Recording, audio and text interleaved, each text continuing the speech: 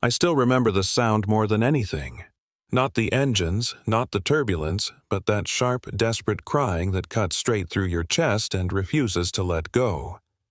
It was the kind of sound that makes strangers uncomfortable and parents defensive, the kind that turns a crowded plane into a courtroom where everyone is silently deciding who's at fault.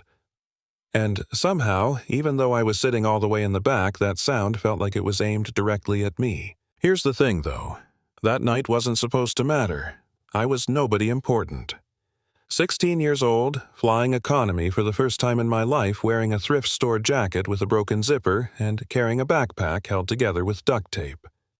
I was just trying to keep my head down, survive the flight, and not draw attention to myself.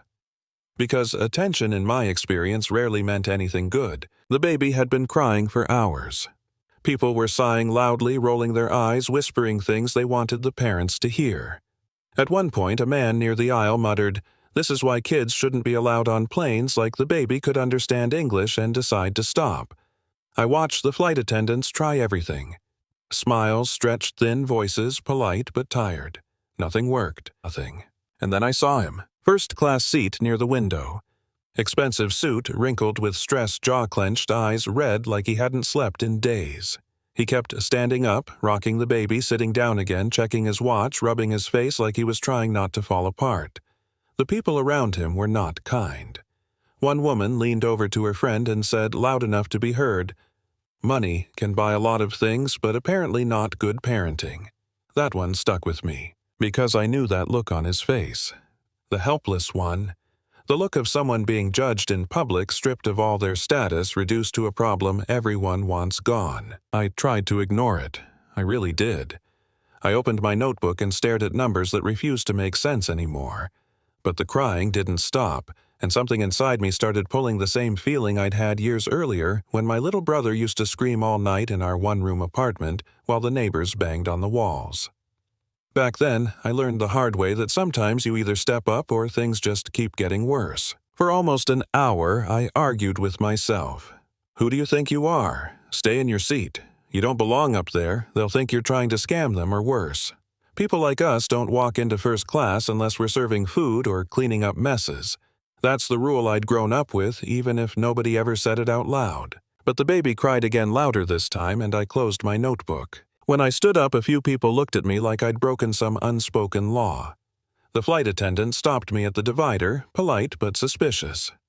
"Is everything okay?" she asked, already halfway to telling me to sit back down. I swallowed.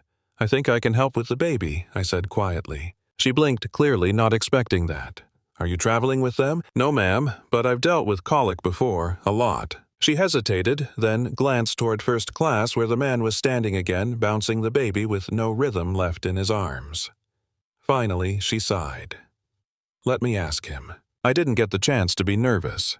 He heard us and turned around, eyes desperate, pride completely gone. "You said you can help?" he asked like he was afraid to hope. I nodded. "I can try." People stared. I felt it. The judgment. The doubt, the unspoken question of why a poor kid from the back of the plane thought she knew better than everyone else. But he didn't question me.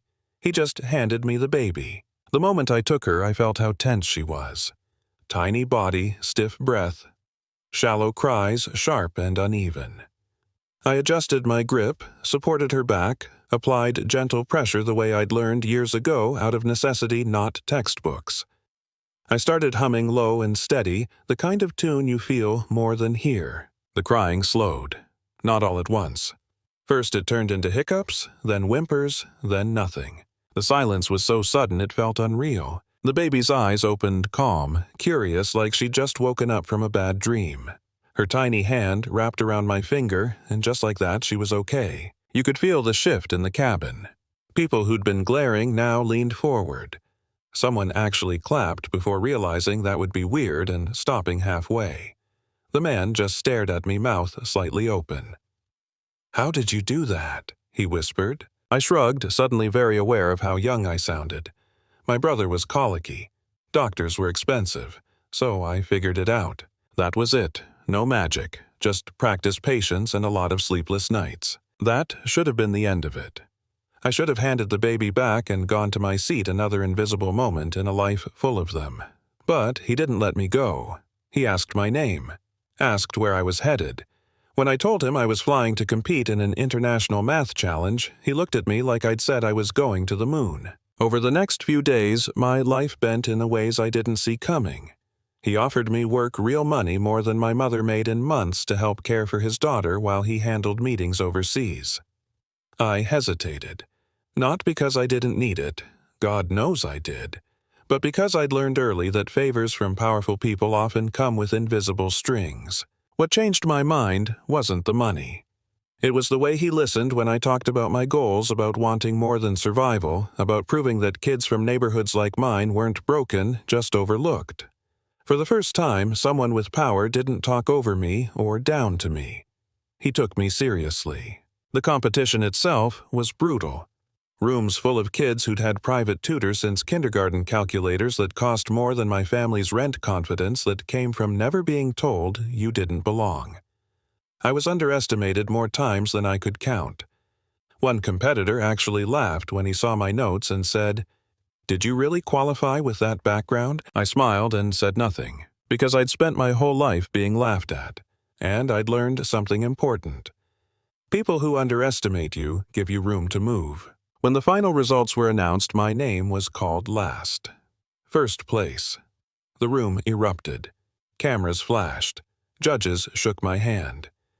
And in the audience, I saw him standing clapping like he'd won something himself, holding the baby who had started it all. Winning felt incredible, but it wasn't the trophy that changed me. It was the realization that I didn't need to become someone else to succeed. I didn't need to erase where I came from. The things people mocked me for, my accent, my background, my scrappy way of thinking, those were the exact reasons I saw solutions others missed. Years later, I still think about that flight. How close I came to staying in my seat. How easy it would have been to say, "Not my problem." One decision, one step forward, and everything shifted. Here's the uncomfortable part, though. I didn't do anything extraordinary. I helped because I knew how. And that raises a bigger question we don't like to talk about. How many people with real talent never get seen because they don't look the part? How often do we mistake confidence for competence, wealth for worth? I want you to think about that. About the times you've judged someone too quickly, or the times you were the one being judged. Was it fair? Was it accurate? Or was it just convenient? Drop your thoughts in the comments. Argue with me if you want. Tell me I got lucky. Tell me the system works fine. Or tell me your own story about being underestimated. Because these conversations matter. And sometimes the person everyone is overlooking is the one who changes everything.